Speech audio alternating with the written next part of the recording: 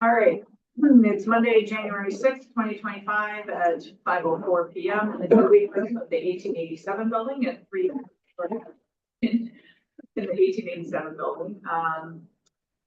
This meeting has been noticed per state statutes, and we'd like to get started by having Mr. Tadlock introduce the workshop and purpose. Okay. Thank you very much, everybody, for coming this evening. Typically, we do at least one budget workshop a year. This past year, I think we've done a couple in light of the financial forecast and to have discussion in the fall, or actually it was in the summer, in which the school board voted and made a decision to go to referendum to seek additional funding beyond the revenue cap at that time.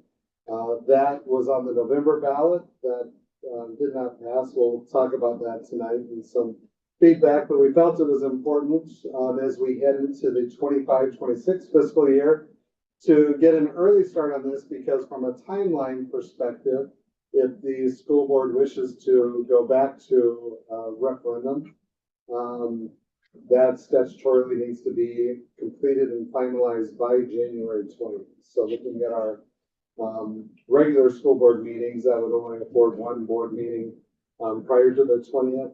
That's currently scheduled on the 13th.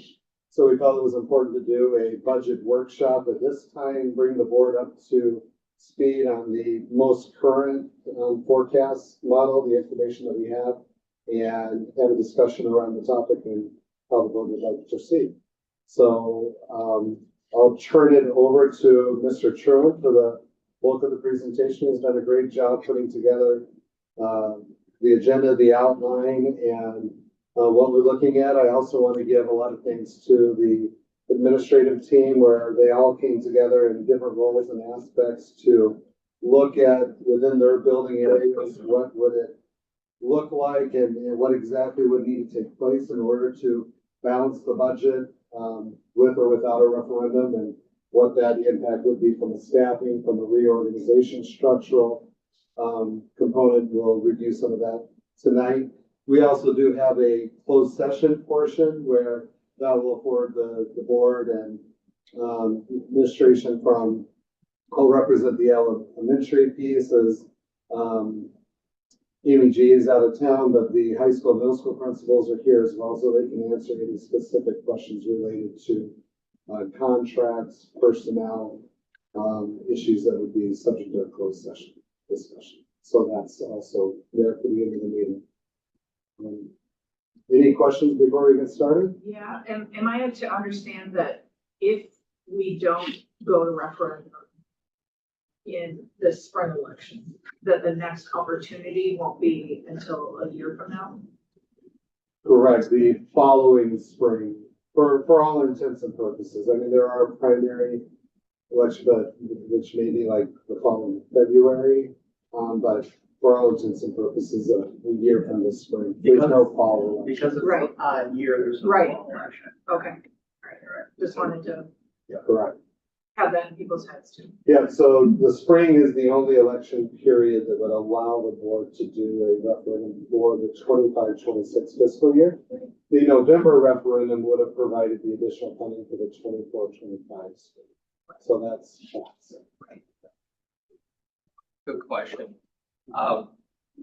Please don't hesitate to ask questions. This is set up as a workshop, so it's important that you understand and try to put together summary kind of number information, but if something isn't clear to you or you just have some questions, it's a great opportunity to ask questions. Before we get into the numbers and the forecast, we thought it was, as Jason mentioned, a good idea to just debrief a little bit on the November election. And first of all, with that, kind of look at, well, what happened around the state? And I participate in a bi-weekly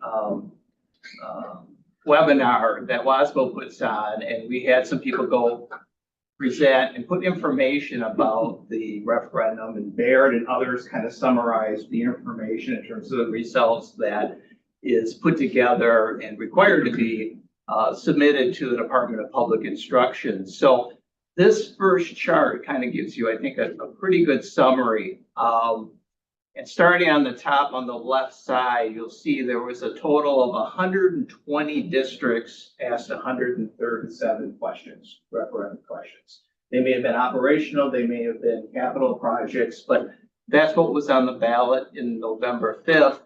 In a total of 93 of those districts passed 107 of those questions.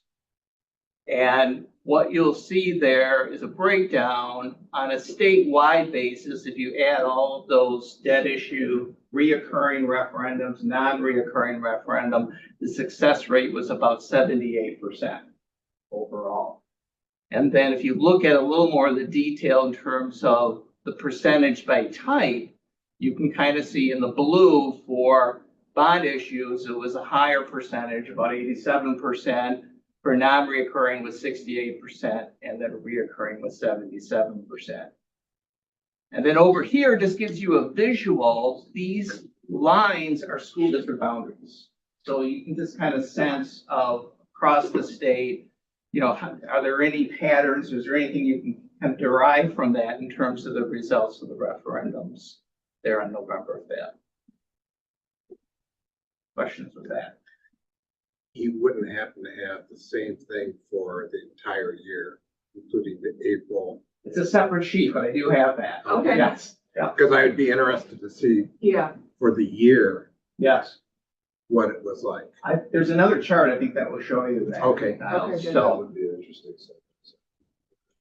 and here's kind of the same information, but this chart kind of gets at that a little bit. And there's a lot of history here. Yeah. So what you see here is comparison of referendums that have passed and referendums that have failed. So you'll see the lighter color here, capital type ones, in the light blue, light green were those that did not pass. So it goes back to 1990. And it's interesting when you start seeing where some of them passed was after the state began to fund public education at 2/3 of the amount revenue caps came into QEO. There were a lot of changes. That's where Governor, Tommy Thompson was governor. And then the capital projects you'll see here are listed as well. And then the lighter ones, again, are in light blue, and then the darker ones are those that had success rates. So in terms of number of questions, kind of getting your guess, it was about 250 in terms of the number of questions that were, number of districts that held referendums in 2024. It also shows a much greater pass rate in fall elections than in spring. And the reason you see that kind of up and down is because on odd years, there's only really one opportunity to go to the Correct. record, and Right. even years there's two, so. But I have a chart similar to the first one I showed you that also is just the April as well, so. And then the last chart here is, and this came from the Taxpayer Alliance or the Public Policy Forum. And it just kind of compares over time as the Marquette survey, they asked a question about spending on public education and support for that. You can kind of see going back to 2004, that number kind of went up. And then it started to go the other way. And then, how does that correlate with referendum questions is really what they're trying to look at on this chart. So just statewide information. So looking closer at our school district, and the numbers are the numbers, but I thought it was worthwhile just to kind of share going back really to 2015. Referendum questions the district has had April 7th of 15, success rate was about 62%. November of 16 was about 61%. And then as we moved to 2020, which would have been for the St. Pat's conversion to the options program, was about 57%. And we also had both in 2016 and 2020 increased revenue cap questions, and those were both approved at that time. What's interesting, and some of you probably remember this back in 2015, but we had a separate question for a high school athletic facility. It was really more, and Mr. Keel's here, so you can probably add a comment, it was more of a traditional gym edition at that time. And that was narrowly defeated. In the long run, it provided the district an opportunity to look at a whole bunch of needs that came forward from the FFA. You may recall auditorium needs, fine arts, the opportunity of looking at purchasing land between the high school and the middle school, the Market Street development, all of that kind of came together as part of the 2016 referendum. And it's also interesting, you can see the significant difference between just voter turnout Yep. in a fall referendum and a Yep. spring Yeah. referendum It's where, huge. you know, it was really just 2,000 votes that passed the first referendum. I was a little surprised that we had a reoccurring operational referendum on the ballot. Yeah, I didn't realize we had done that before. yes. They were very small and the question was directly related to covering the increased utility costs and cleaning costs, maintenance costs of the new additions in those buildings. So direct related services. That's something that when people have asked, well, you built those, you did the referendums to add those additions and now you need money because you didn't have the money to operate. Well, That's not true. the money to operate was built into those referendums. And all those questions were. And then obviously the April 23 for the $6 million for 5 years, which was not approved, and then the results of this passing resolution. So I just wanted to point out, because it was brought up that there were more people that voted no this time, which technically, you know, is correct. The Well, yeah. vote, though, from a percentage basis was slightly better than previous. Both for, yes, so it was a much higher turnout. So one of the things, and again, this is just the business manager who did this, but my guess is most people ask the same questions. Okay, the public did not approve that, why? And what I did is I just reached out to about a dozen people that I knew that may not have supported the referendum, but they were asking a lot of questions. So they were engaged. So all I did is took notes and made no judgment on that and summarized that. And I asked the question, what needs to change? Reoccurring versus non-reoccurring, consider maybe going for a lesser amount of time. Keep the dollar amount consistent, phased in, confuses people. Be clear what would happen if a referendum fails. Questions about the Agility Center, Jason kind of mentioned about, is it being used? Is it causing the need for this referendum? And that might be a question in the communication in the future we'll need to address. And there's comments about administration and number of administrators and costs was also a comment. Do you believe the community would support? Yes, if it's a shorter ask, must include some administration reductions. The Agility Center seems to be a concern for some people and they just can't get past it. What should we? I think that will always be the case. What should we do differently? Opportunities for the community to see our schools and programs. I think we do that now, but is there any more we could do in that? Look at the wording of other school districts. Jefferson was mentioned because they've struggled with trying to get a referendum and ultimately went to a shorter number of years and a consistent amount. It's basically where they ended up. So in other words, people would rather have a referendum question every other year than Or take more care frequently more than, frequently than, which makes no sense to me, but. and then, focus on the needs of the children, not the salary benefits of employees, and highlight maintenance safety updates. How would the funds make the district better? Stronger, not just maintain. And would be helpful if other leaders, school board members, other staff were more visible about the needs of the referendum. So those were just comments that were shared with me. Going back to that comment related to the non-recurring versus the recurring, and we've heard both ways, and typically non-recurring referendums pass at a higher rate than recurring referendums. In the snapshot the bill shared, the recurring referendums did pass at a higher rate.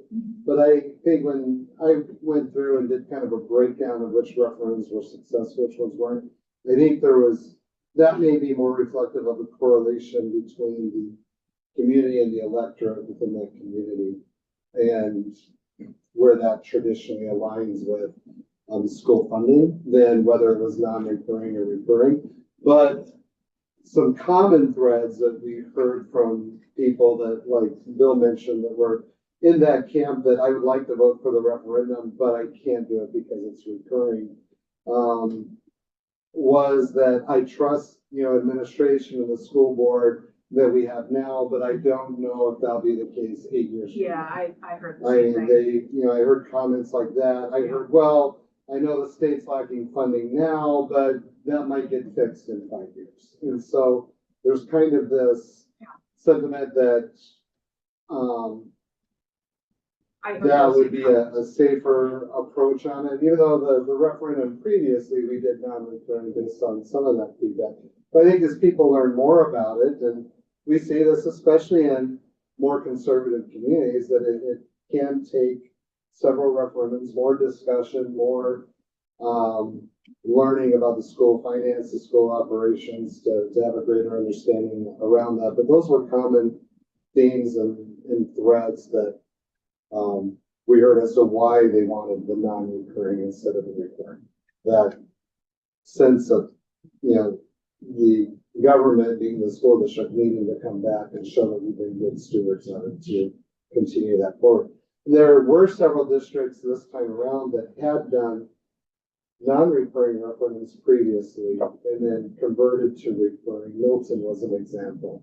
And they did pass the recurring referendum, which was slightly higher than the previous non-recurring. Kind of relating to that, I pulled together just some data on school districts contiguous with Elkhorn area school districts to see what referendums they've had since 2022, what type in the approval or not approval. So Whitewater is one school district, and I look back that they've done, I think, 3, if not 4, non-reoccurring operational referendums. So in that community, and I've got relatives there, so I talk to them about. They're used to kind of coming back every 3 years, and that's just the cycle they use. East Troy was a district that tried a number of times and eventually was able to get something approved, non-reoccurring. And then obviously, I think you're familiar with Burlington, Lake Geneva, Badger Joint 1 tried reoccurring as well. And then Delavan's another school district that has had a cycle of kind of that approach. But it shows that all the reoccurring failed and the non-reoccurring. In this time period. Now, what I didn't add on there is Or like Elkhorn those also had one, of course, in April of 23, which was non-reoccurring, and that failed. That is true. Correct. And we had 2 recurring ones, which were small, very Smaller small amounts. Yeah, 200. Yeah. We almost don't count those into a typical. Right. Right. recurring So- operation. Again, it's just data. I think each Yeah, but community I is think it shows, different, but. that's a pretty strong. So anyway, so I just put this on terms of school board discussion, for providing the opportunity to the board members if there are thoughts or questions or comments that you wanted to share or talk about. I heard the same thing that Jason, you were saying about the admin. I heard about the board. It's the same communities. We like the board now, but what happens in 3, Right. 4, or 5 years? I heard the same thing. That's just an interesting comment as well.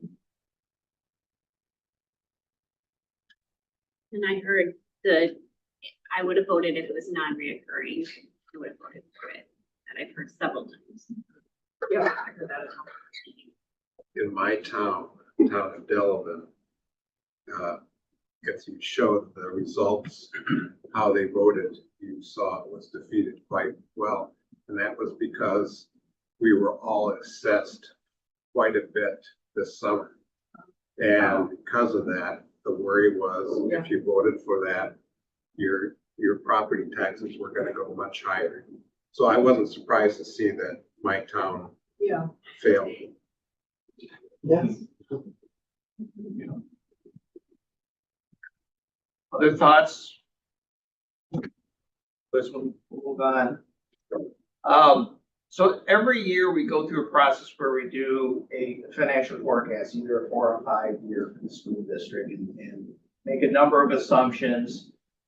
We're entering a new state budget process and, that always creates kind of, well, what's that gonna look like? And at this point, it's pretty early. Although I think sometime in February, typically the governor releases this proposed budget and then the legislature does their process. So all of that is still yet to come, at this point. So we don't have a lot of information other than comments and things that we probably share in the paper. I just shared the enrollment. This is just a chart that shows our enrollment by grade level. So this is district wide and certainly our largest classes are in upper level, the 9th, 10th, 11th, 12th. And it's not unusual for even some of the earlier smaller classes as they progress through the system, they get larger. And that's just part of the linear regression. But I just thought, okay, well, what's a snapshot look like in terms of our enrollments today? Does this include open enrollment? It includes, it's basically head count, so it includes open enrollment in, yes. That's a large reason why, there's two reasons why we see the numbers go up as they move through the grade levels. Yep. Primarily the open enrollment, but two, with the housing and the housing costs when families do move in, oftentimes the kids are older, we don't have as much of that entry level housing for young families and couples. And so even with some of the developments that are coming in and so forth, when we're looking at, well, what's the likely age of those type families moving in if price range for homes are, It's about 400,000. is about 400,000, you're probably not gonna get a whole lot of families in their 20s or early 30s that have young children. Yeah.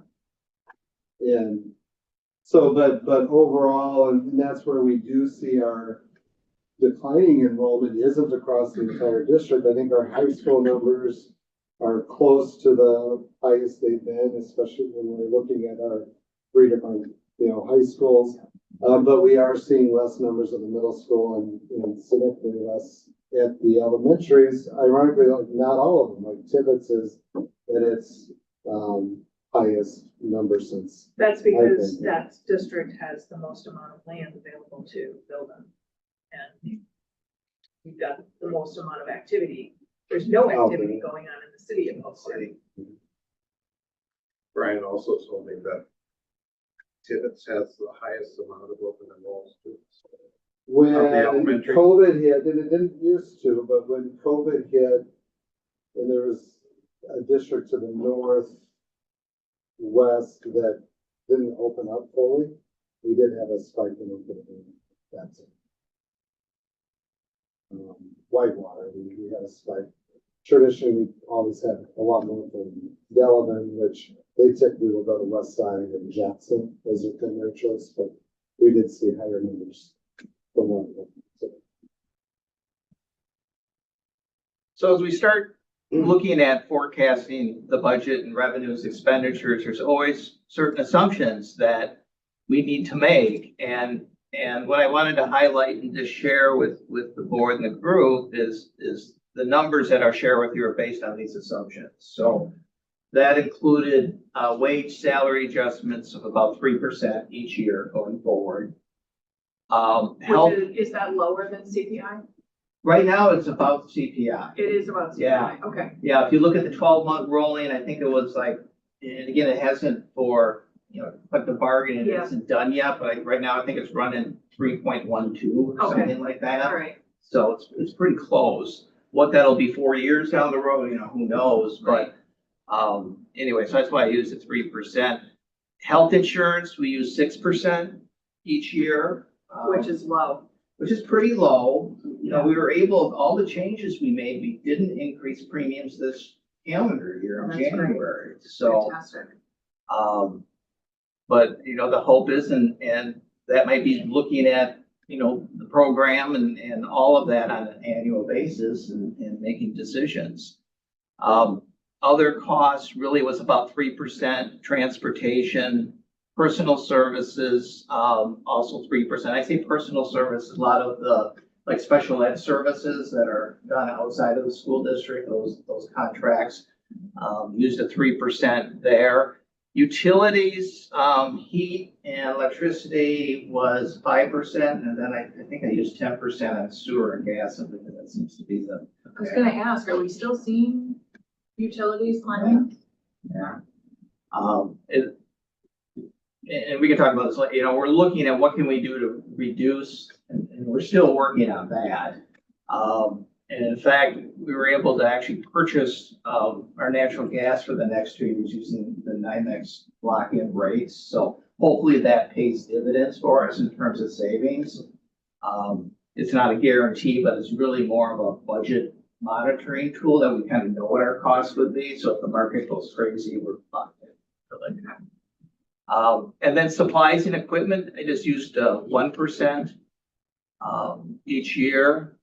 The revenue cap, based on the 400-year Yeah. legislation, we know where that goes, but Right. what else are we gonna use at this point? So it's Exactly. a 325 number. And then enrollment, open enrollment and resident, I basically assume status quo, no change, no increase, no reduction. And then state aids basically remain at about current level. And I say current level, the percentage for what's called equalization aid would kind of mirror whatever the increase is in the per pupil. And that kind of keeps that relationship statewide in terms of property taxes and state aids. I also assume that like handicap or special ed aid would remain at the same levels. Now, that might be something that may change and increase significantly in the future, but for this purposes, I thought, let's be conservative and this assumes status quo. Yeah, I think these are all very conservative forecast assumptions, either conservative or probably pretty close to the money. So that's the forecast assumptions. I did share here, I'm not gonna go unless you want me to line item through this, but I wanted you to see how the numbers translate in detail on both the revenue and the expense side. And because our operating budget is set up as two silos, we have the general fund and debt service or special ed program. I showed both of those here. So you get a chance to kind of see what those numbers look like. So this is kind of looking at the increase in terms of our revenues. And that's for the general fund and then also for Fund 27. And then the expenditure categories. And I did it by what's called object, which generally is in a sorting format that is pretty easy to understand, where you have salary benefits first, you have benefits second, personal services, utilities, and then all of the supply kind of items, equipment, and capital leases, our liability insurance. There's a transfer provision for special ed and also for what's called the co-op program, which is CCA. So we have a separate fund for that, but it's funded, our share is funded through the operating budget. So that's where that number is reflected. And then overall expenses and then changes in terms of fund balance. So that's general fund. And then Fund 27 is also here. And again, it's the revenue pieces. There's not as many categories. And basically the way Fund 27 works is once you develop a budget on the expense side, then you factor in what kind of offsets in revenues to meet those expenses are you going to have. And generally it's special education aid being the largest point. You see here is about 2.3 million. and then any federal dollars we get, which is the IDA funds that we get. So once you add those together, the difference between those revenues and your overall expenses becomes this operating transfer Fund 10. So it's really the Fund 10 share of your special ed program. If that makes some sense. So it's about what's that, 6.7 million? Yeah, 6.6 million? 6.6, yeah. So that's where if the state moves from like a 30% funding or reimbursement model to 60%, that's a significant Yeah, portion. that would be huge because this is like 2.3 million, so that, in theory, that would be almost double. Yeah. And I assume just a 3% increase going forward, so again, just kind of status quo. So when you put all that together, and start looking at the summary of that, and again, the top section here is the revenue cap calculation. So you see the $325, you see the per pupil. The purples are 3-year average enrollment. Because our enrollment's going down, you'll see that those numbers go down, and that has an effect on the overall revenue cap. The formula allows what's called a hold harmless. So this number you see, the declining enrollment, allows a cushion as those numbers are going down, so you don't have to absorb that reduction in 1 year. Bill, that's for resident enrollment. Yeah, Correct. This Yeah. is all resident enrollment, so, open enrollment is factored in on the revenue and a separate line item. Thanks for mentioning that, Chris. yeah. But if you look at the total revenues here in terms of revenue cap and percent change, for next year, it's less than 0.5%. And then as you go forward, it's 0.72, 1.7, and about 2.5. And that represents about 75% of our revenues. And that's the challenge. Because when you look at our expenses, overall, they're going up about 3% each year in total.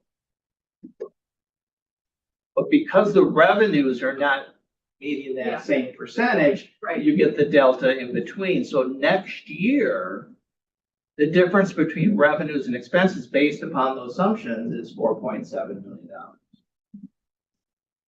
And then, of course, unless it's addressed, those numbers just increase, right? Yeah, it's just compounds. It compounds itself. And then how does that affect fund balance? At the end of this year, we'd be at about 24%. If we just use the forecast and made no changes, we'd be at about 14% in next year. And then after that, we would be actually in the negative, So right now, we're looking at almost $3.5 million deficit for this school year, right? 3 point, yep. Then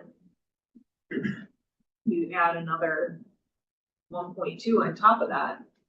So we really, in order to balance the budget, we've got to somehow come up with 4.7 million Correct, Correct. for next year. For next for year. next year. Yes. Yeah. Yeah. So that's the difference between the two here, right? It's just growing, like you said, it's compounding. And then, what the tax levy look like, that's a projection at this point. But the main thing is kind of, what does this look like for us? And, I don't think these numbers necessarily are probably a shock because we've seen this coming. We've been talking about this for Right. years, quite honestly. So these are the numbers if we do nothing. Correct. That's the status quo.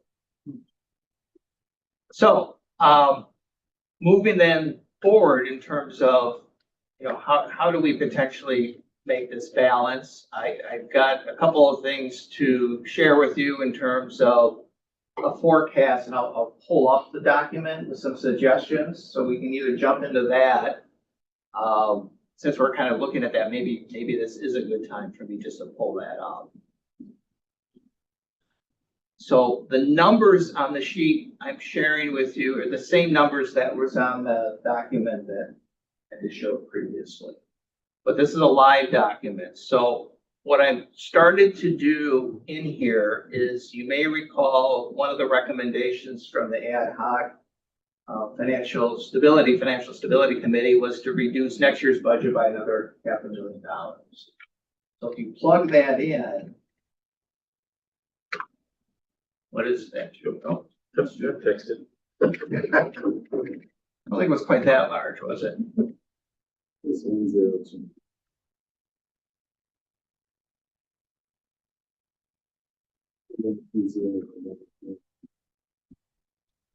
And then what I started to do is to put in dollar figures here that would get us to a point that seemed somewhat stable, but probably didn't balance the budget at the end of those 4 years.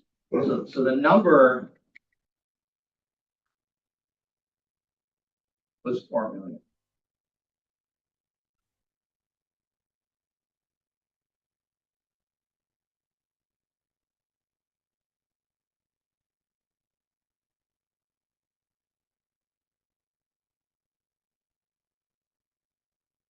So what does that do?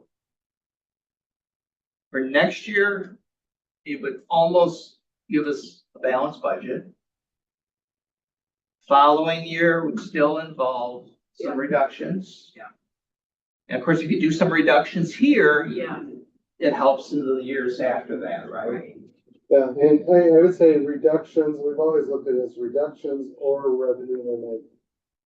Or revenue. Or additional revenue, absolutely. So This works under the assumption of zero growth on open enrollment. Correct. And Right. we've always we've always had been growth. able to offset with open enrollment. Yeah. So what was the commitment, had the referendum passed, what was our commitment for reductions in budget and new revenue? Well, for this year, we've already done the 1.25 million. Right, and so that's already factored into. Right, which included some additional revenue and Yes. reductions to get to that number. But there was further commitment, right? Was it? 500. 500,000. Oh, it was just 500? Yes. Oh, Yeah. I thought it was more than that. Is that right, Ed? I think you're on the committee. Okay, So I'm not, this isn't necessarily the right or wrong numbers, but right, I was trying to address those concerns or questions of moving maybe from a from a reoccurring to a non-recurring, have a consistent number that Yeah. people understand. And then a hope that I hold, and this, a 4-year time period would include 2 biennium budgets. yeah, We are hearing a lot of movement towards more funding for special education. Will it be moving from 30% to 60%? I don't know. The reason why I throw that number out there is because that's what the chair of the education committee said they were willing to get last budget cycle. Which is really obnoxious that they just didn't do it. And that's a, Republican leader on that committee. And so his word to superintendents, to the Wisconsin Association of School Board, the Association of School Superintendents was, that's what you need to ask for because that's what my party is willing to provide more. So I think there's a very strong likelihood that we could see that difference made up even through Sure. increased special education. that is, yeah.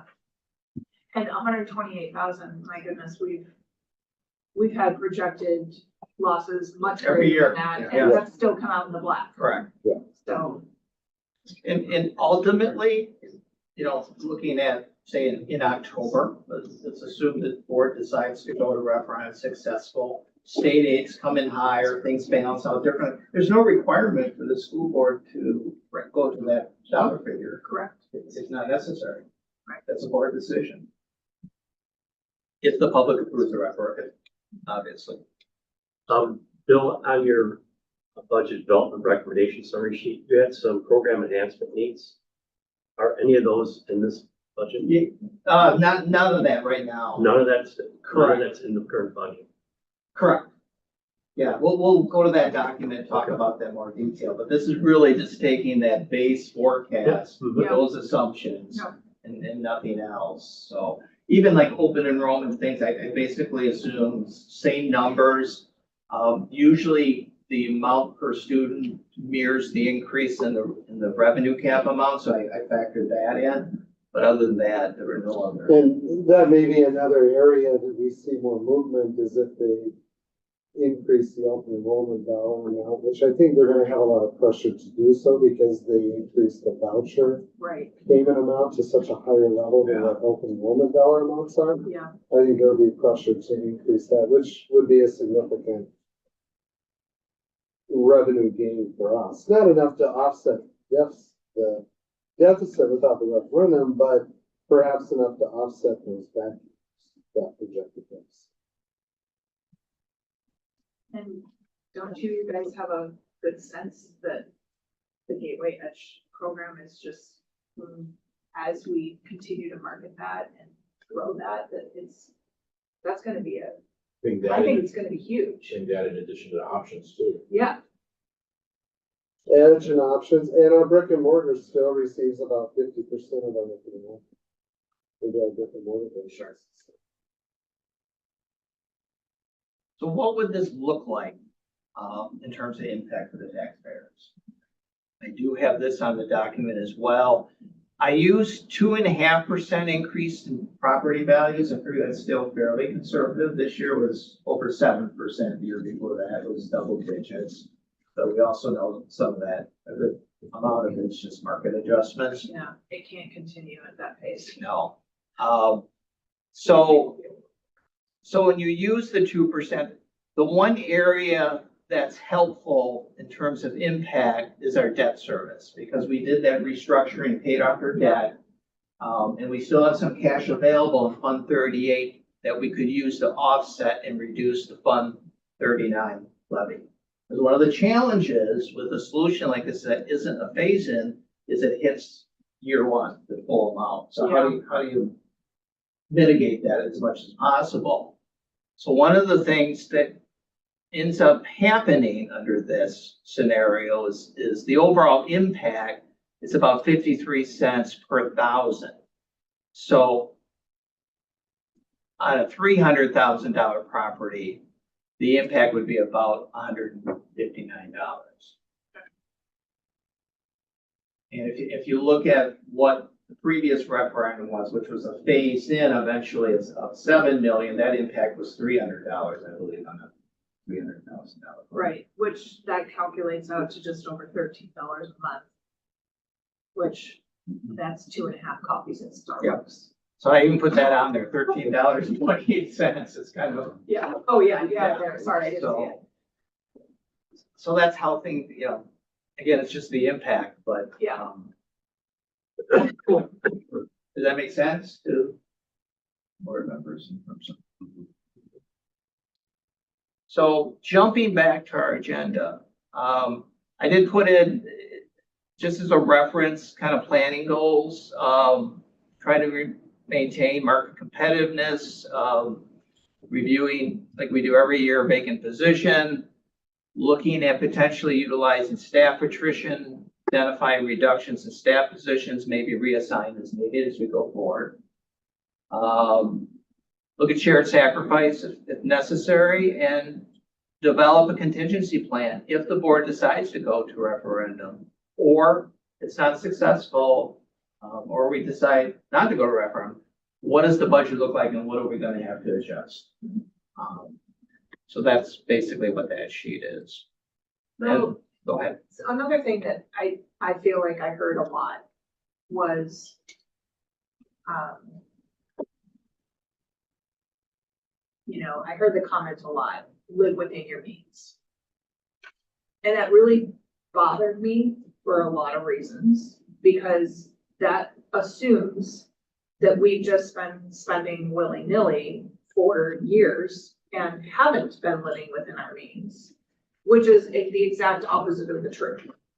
Is there any way that you can put together some kind of a chart or something that shows the savings that we have realized over the last, I don't know, pick 5 years, pick 10 years, I don't care. I mean, certainly in the last 7.5, almost 8 years that I've been on the board, I know that every single year, there has been significant cuts to the budget through either attrition or savings on, I mean, we refinanced debt service on a number of occasions that have saved hundreds of thousands of dollars. You know, I just think that the public doesn't know and understand that this isn't just something that we've been ignoring for years and haven't been taking a look at, and just all of a sudden now we're trying to figure out how to live within our means. We do this every single year. Can you go to the referendum page there on your school site? We did put that together. We can certainly redo it. I just don't update it. know that, Yeah, I don't think it's, And I don't disagree with you, Julia, that there's not a, that was one of my frustrations was the, still on here. back to the- It's somewhere. I know you put it somewhere, but I don't see. And I think what you're probably getting at is that document that we have that shows By year. by year some of the Yeah. savings. I did a Yeah, loop right, and right, yeah. through those year by year, yeah. You know, I think there's probably in addition to that, that's not on that sheet. I mean, every year we go through the process, we bid out equipment, we Right. roll supplies, right, we're part of co-ops. We look at what we can do strategically to save on workers' comp. I mean, there's a lot Right. of different pieces, but we just do it as part of our annual operation, right. but. But I don't think highlighted on that. a whole that that message has been communicated well to the public in general. I think there's still this thought process out there. You saw it on yard signs. Mhm. They have that exact wording on it, live within your means. And that's just, that is an uninformed sentiment. Well, It's ignorant, yeah. I think it gets back to just like any household though, and I understand that sentiment. Any of us, if we're in a situation where we're looking at our household budget, and we say, oh, wait a second, our income increases isn't keeping up with our expense increases. Right. So we can do one of two things. Either need to go and generate more revenue, Right, or I've got to decrease right, our household expenses. right. And I think in going to referendum, that's the process and where you're asking the community, are you willing to allow us to increase our revenue, our dollars that we have to cover the cost of what we're currently doing? Or we have to reorganize, restructure and Right, reduce our costs. I mean, it's right, it is a binary choice, just like any household Yeah. has. And every household has that opportunity to either go generate more revenue or cut the costs. And right. we're the And same we've boat. done that every single year. There've been many years when we projected maybe $1 million deficit, and we've come out in the black because we've been able to do things throughout the year to cut those expenses. But when you're facing, you know, $3, $4, $5 million in a year, it's, When you're paying, yeah, a 3% increase in expenses or Right. 4% and a 0.5% increase in revenue, right, that's the challenge. That's the challenge. Right. Yeah, in any household that went year after year after year with Right. less than a 1% increase in pay raises, would Right. have a significant challenge in their household budget. But certainly, I think there probably are some of those other additional items that we don't talk about that we just do. yeah, Yeah. we do, because we're trying to be responsible citizens and, you know, We've talked about our cost per student, but when I share that with people, they just kind of, okay, that's good. It's just kind of, okay.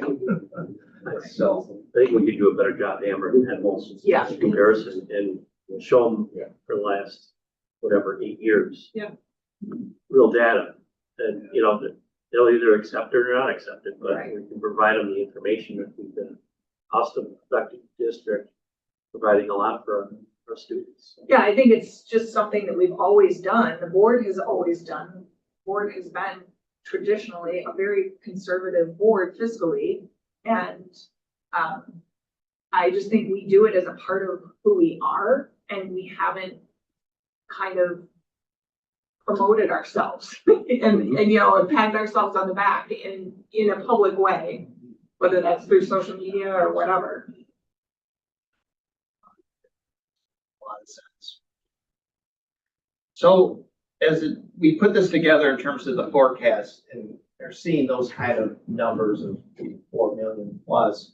One of the things, and Jason mentioned this already, is the administrative team has already begun to put together, okay, what areas would we potentially need to look at? Again, assuming that we didn't go to referendum or not successful.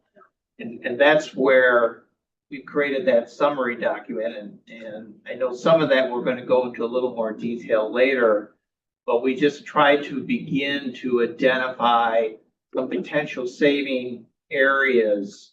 And then we have and again, it's a list at this point, it's all it is. But what kind of reductions, new revenues could that be? And I know, Ed, you asked about, enhancements kind of thing that's a couple of categories that we included down at the bottom here. Yeah, it sounded like the curriculum items, isn't that necessary in this next year? The Act 20 will force us Right. to change our ELA curriculum at the elementary level, and the $500,000 is what we did.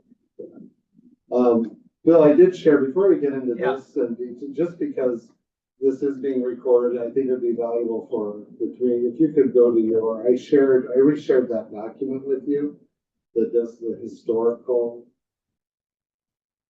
savings. Maybe refresh that.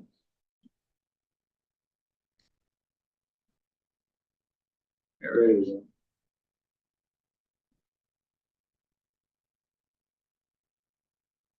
And this one, we did go back to 2014, 15, close to the 10 10-year years, period. And we went back and looked at what were the large items that we had done over those years, and the combination of both the savings and the revenue generation. And, the dollar amounts on like the total revenue, that was pegged to whatever that open enrollment dollar amount was at last year's time, and this is something that's, I think, there's a big misconception on the points of confusion that was frustrating me was on the open enrollment is really an investment in a cost benefit to the district or revenue generator to the district that will only increase as that open enrollment dollar amount goes up each year. And so you can see that climb each of the years as we go through, but we did go through and do a historical kind of documentation of what was it that took place each year. And You'll see on here, like, for example, health insurance, and just about every year we've made some kind of adjustment or change in our health insurance. And for most businesses, that's probably typical operations for them as well. Right. But we've done some pretty significant changes as we move to our self-funded plan, which is probably pretty unique at the moment. But those health savings would not have been possible had Act 10 not passed. Potentially.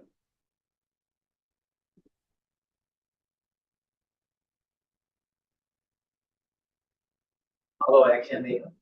Yeah, we know. We're watching that closely. Yeah. But you can see, and again, there's probably some more items we could put on this list. The difficulty sometimes is actually getting people engaged enough to even look at it. So they, Well, that's just it. so, I can talk to you guys later about some ways to get this message out. But I think the more people that are familiar with it, that can speak to it, that can communicate it, so it's not just Right. alone from Jason or from Bill, Right. but it's people who can articulate and share that story. Well, actually, no, the district has made lots of that, and Yeah. being able to share some of that. The fact that, Bill's entire career in Elkhorn, we've been in the black every single year. Yep. This year's not over yet, but this will probably be the first year that we will be deficit spending in Bill's 20, how many years ago? 25. 25. Yeah.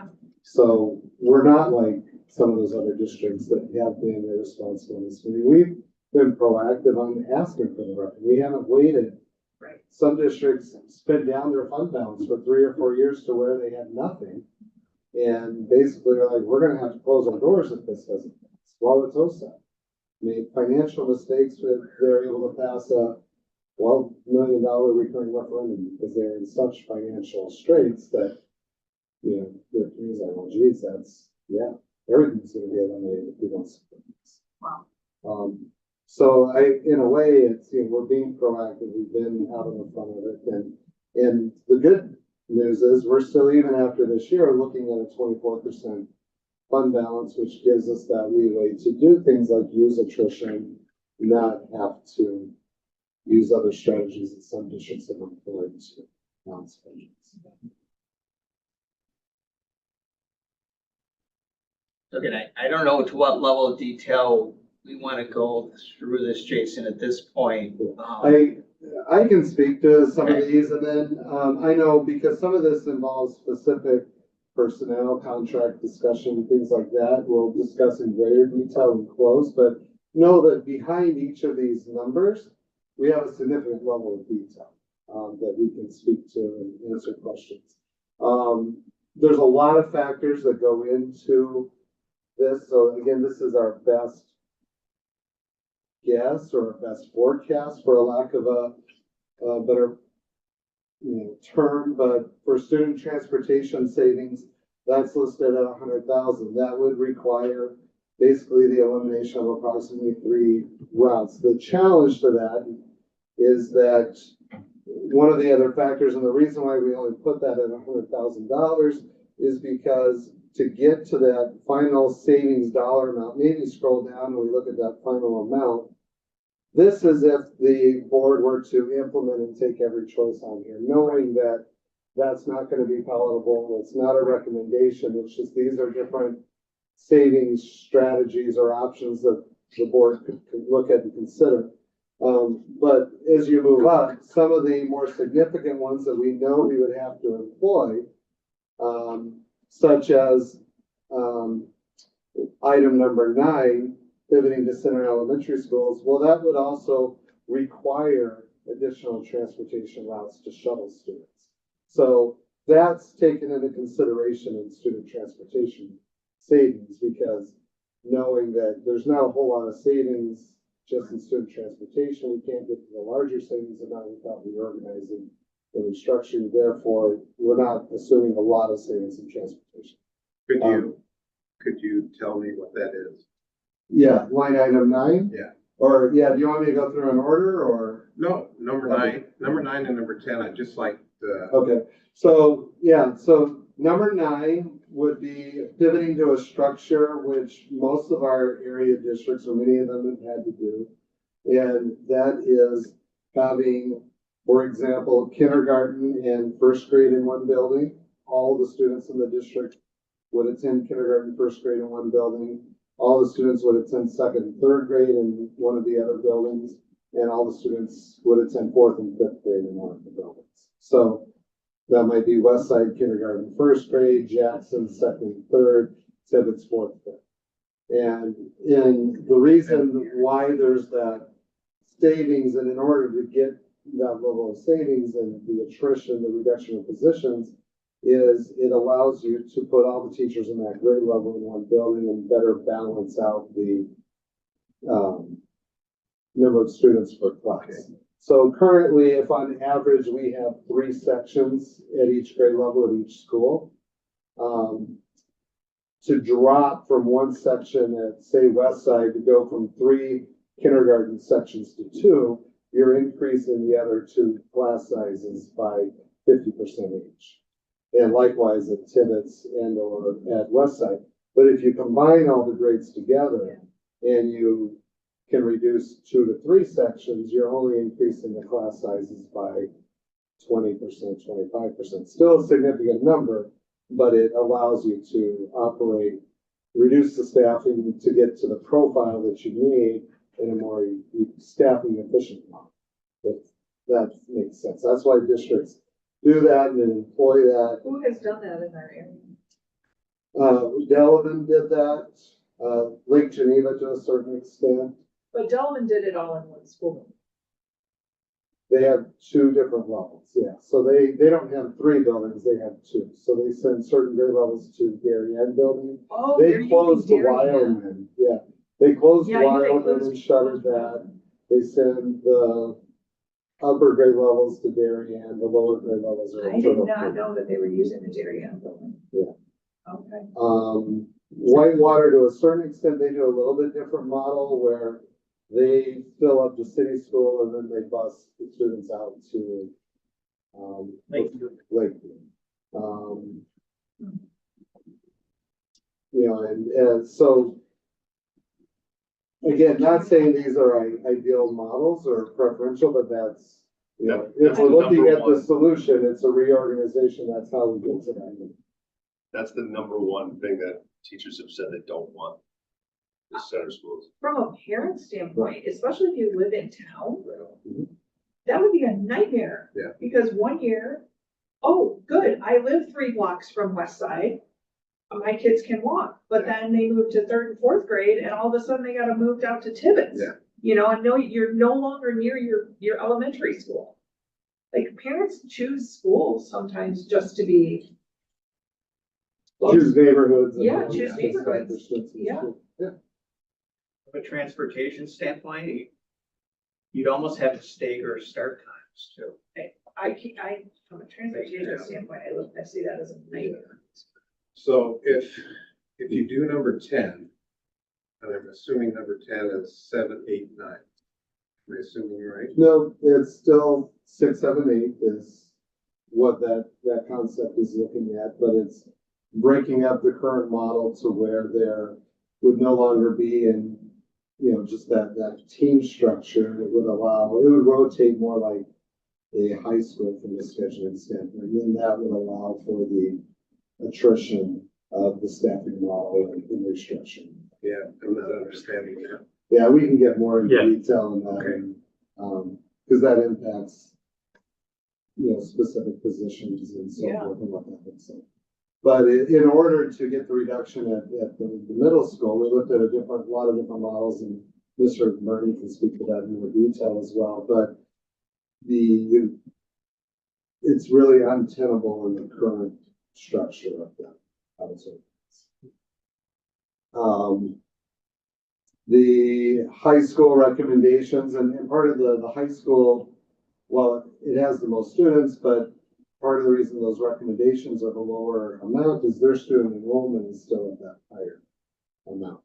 And so while that's a lower dollar amount, it gives just as great a pressure or pinch point to the high school level as they still have close to 1,000 students in the community, where the middle school and the elementaries are significantly lower enrollment. So it does give a similar class size, and we can get into more detail on what class sizes you'd be looking at and, you know, what that would look like within each of those models. We have all that covered. But it would require, that's the bulk of the dollar amounts, the savings, and we've said this all along, that 75% to 80% of our budget is made up in staffing. And so the only way you get to the Right. savings that are necessary is through staffing reduction. It includes, all of those models include reduction in administration as well. As part of that, we'll break into, you know, what that looks like.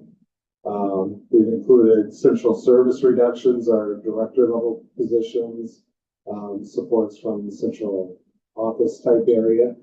That then takes responsibilities that are held from central services, pushes it back onto administration of the local sites, which at the same time, you're also reducing administration at the local sites.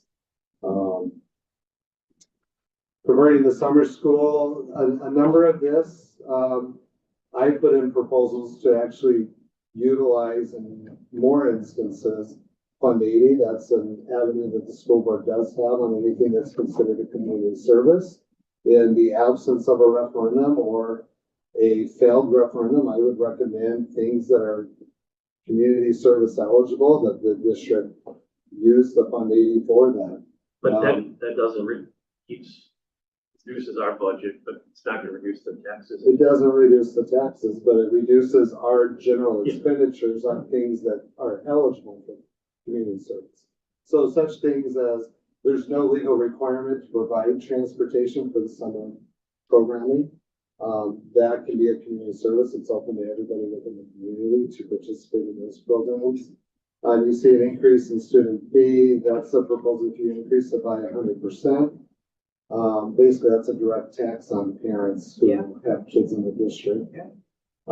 Reduction in professional development, budget, keep electrical, gas, utilities at 0%.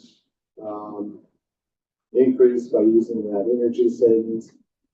Convert, 3 non-instructional positions to community service positions. Our SRO officer, that's a position that could be a community service, and our 2 social worker positions could be considered community service positions. We could structure that in a way that it's justified in the Fund 80. Those may be things that we want to do anyway, to be frank. I have a they're necessary critical positions. I think they're great, but why through general operations and educational funding are we funding for free services? Right. I mean, that certainly could be funded through the community service portion. Yeah. Hold the insurance to 0%, adjust accordingly. That's Okay. either less services for the staff or greater cost to the staff. It's passing those costs into them. If you go back up to the Yeah. top, shorten the school year by 5 days. The only reason why there's that $800,000 savings there, that would be the board making the decision to freeze salaries and in lieu of the increase, reducing the contract amount of time by approximately 3%. That was a strategy Burlington did. I can tell you, not wildly Yeah. popular. Right. That's, again, not saying that these are all, I mean, I have a personal recommendation, but ultimately it's a decision of the board, and I think our task is putting, here's the options that are out there for you. Not increasing base wages does carry that savings over from, year to year. Reduce the number, and then you see that that's if that proposal were to be done in the worst case scenario, 2 years in a row. In reducing it by an additional 5 days. The reasons why I put it in that structure is I believe what Burlington actually did is they reduced it by approximately a 6% reduction. They did it all in 1 year. They didn't reduce staff wages. They just reduced the number of contracted days by approximately 2 weeks. Is my understanding. How many additional contact days do we have built in our calendar right now? For elementary school, it's approximately minutes, and they go by minutes now. That's approximately the equivalent of 12 days worth of minutes. So that would leave us 2. And for the high school and middle school, it's approximately 5 days right now. So we would need to increase the number of contact minutes within their school day. So they would need to go to school longer each of Okay. those days, but then you could reduce the number of total days.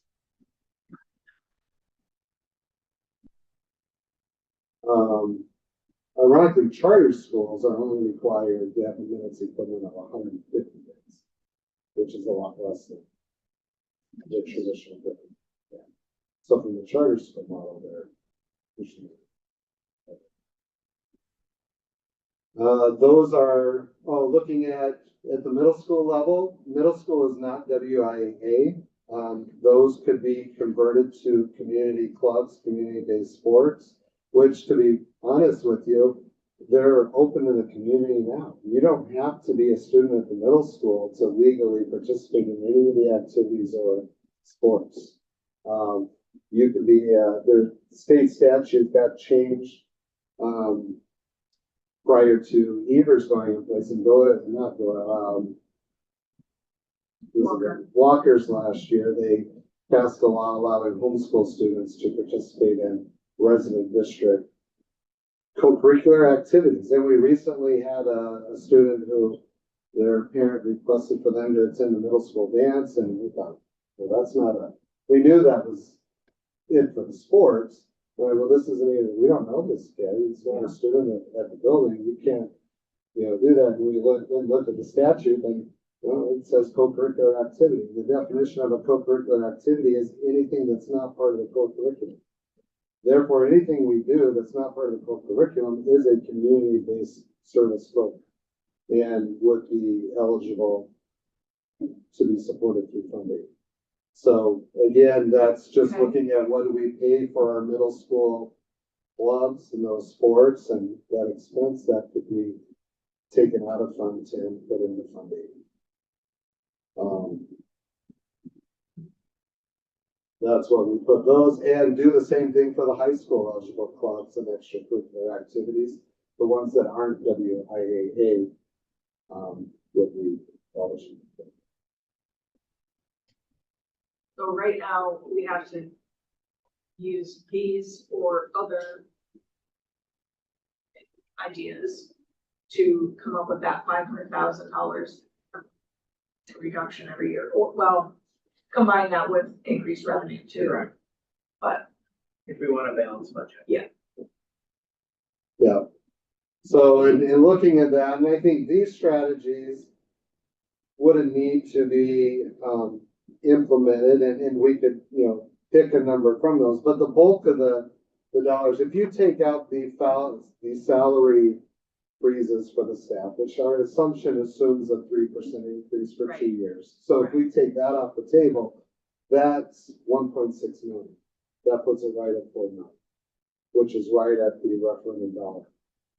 Meaning if the board says, we don't want to do these strategies, then it's, we go to referendum. If it's successful, we don't need to implement.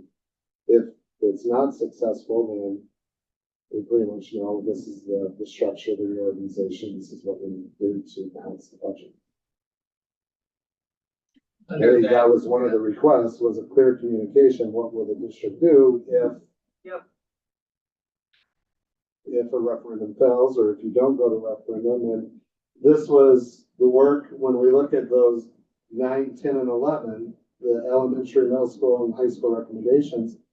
Those were those teams looking at how can we still provide quality programming and get to the savings that we need to get to as best we can.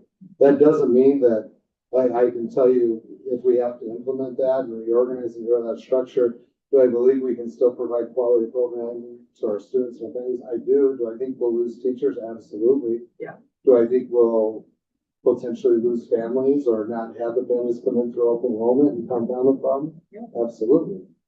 If I didn't think that, I would just say, well, we don't need to do a referendum. Let's just make the cuts and we're just hunky-dory and fine.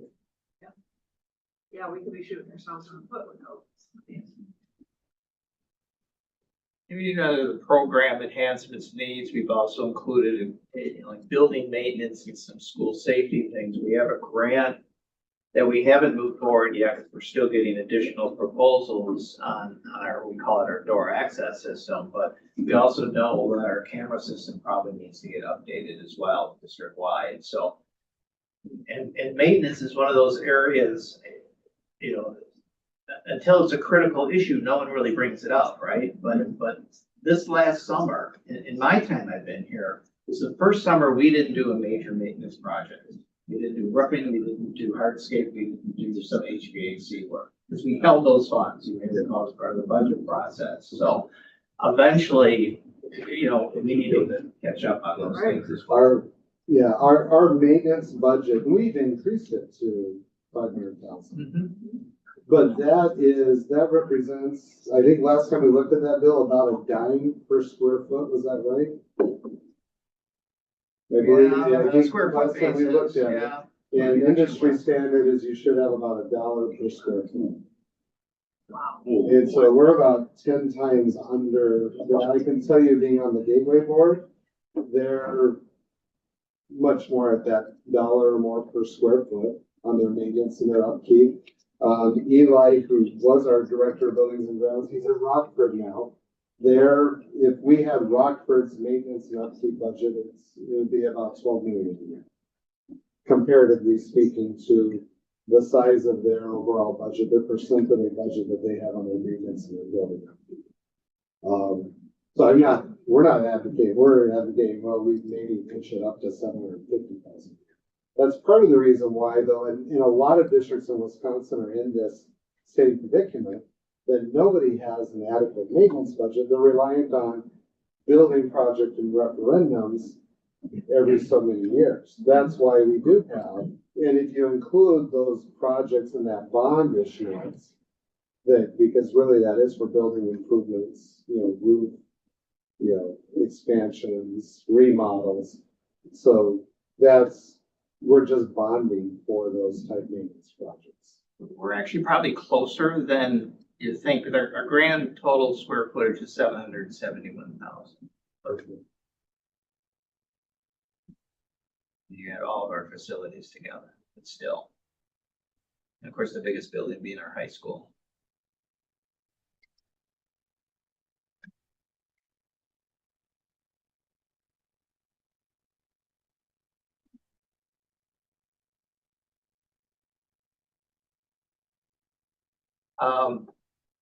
So legal considerations, we talked about this relative to a referendum. The board decides to move forward in terms of the dates. Obviously a primary, I don't even know if there will be a primary this year, but that would have had to been decided in terms of the board going forward back in December. So the only opportunity this year would be this April that would impact the 25-26 budget.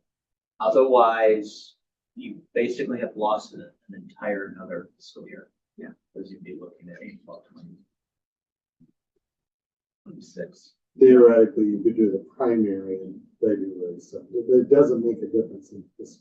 No, it won't. Yeah. You Those can't do spring February primaries, and, yeah. They have such low voter turnout.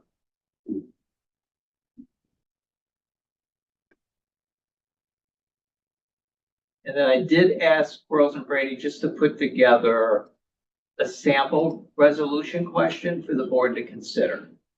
And the wording is very similar to some of it in terms of how it would be used to pass referendums, but it would be, again, the sort of board decision, but potentially up to 4 million per year for 4 years, beginning with 25-26 school year and including the 28-29 school year.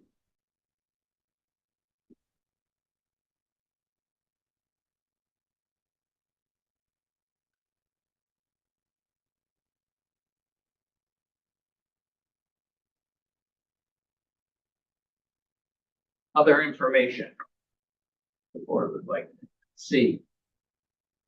Really good. How you guys? Yeah.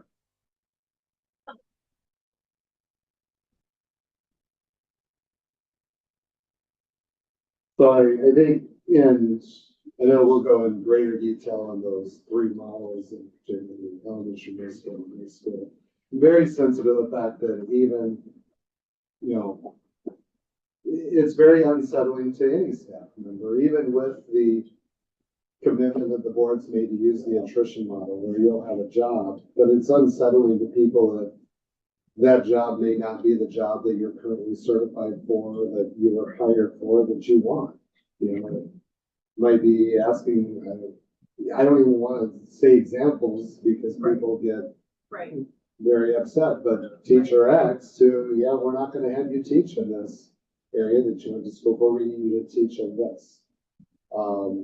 And we're going to support you to get your emergency license till you do that.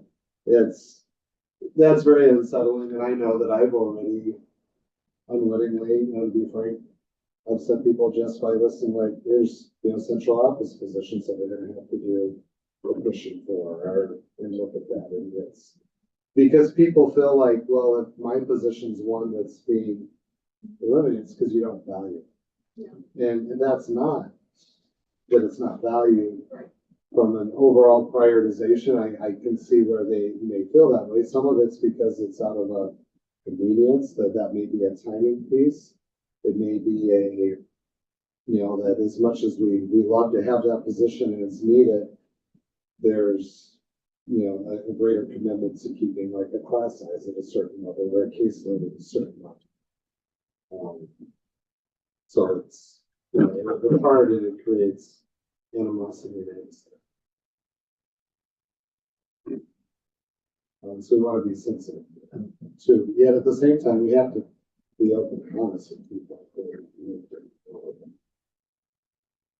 As the board's aware, unfortunately, the timeframes from a legal standpoint are very narrow in terms of decisions. No one likes to be put in a position where you feel you have to make a decision if you don't have all the information. But we don't control those timetables, and I think Jason already mentioned that the last date you could actually approve resolutions is the 20th of January, which comes up very quickly. So when we've discussed as an admin team, and we really feel that it comes down to the board needing to, you know, has two choices. One, go to referendum in the spring and, you know, for set dollar amount, we had a recommendation there that we feel would meet the public's request to have a reduced dollar amount and to have a limited time frame on it. That's a lot of the feedback that we received. The board could choose to, you know, say, well, we'd like it slightly more, would like it slightly less, would like a different time frame on it. Or to say, you know what, we don't feel it's right to go back to referendum at this time, go and make the, you know, necessary budget reductions. And that's really what we feel like what we're looking at, moving forward. What's the other reference items? Well, I already pulled that up, and that was the area Oh, okay. school districts in terms of what they did, yeah. did, yeah. I do know Burlington is going back to referendum this spring. I think I may have put that on here. 'Cause they had theirs posted, so they're going 4.6 million for 3 years. And then Lake Geneva, I don't think have finalized, but it sounds like the joint one is gonna do 3 million and Badger may not be going to referendum. Now, Lake Geneva did, I don't see it listed there, Bill, but they did during COVID have a referendum. Yeah, Both of 21, them yeah, that were recurring referendums. they did 750,000, yeah. It was a year before, I didn't put them on here, but yeah, they did. Any other questions before we go into close and go into more clear detail and the specificities of those? I'm good, so.